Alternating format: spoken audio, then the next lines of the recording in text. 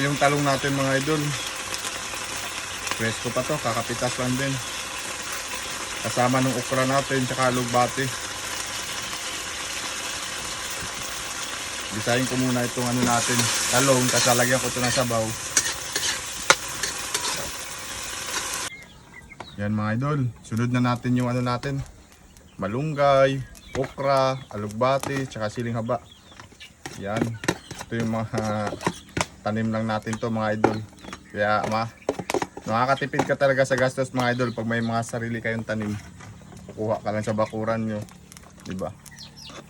Yan, half cook lang ito mga idol kasi ayoko yung malata yung gulay natin. So ayan mga idol, yari na yung nilauwi natin mga idol. Sarap, so titikman natin mga idol.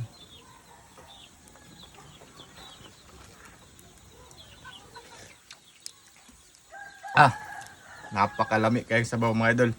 Yun lang mga idol, thank you.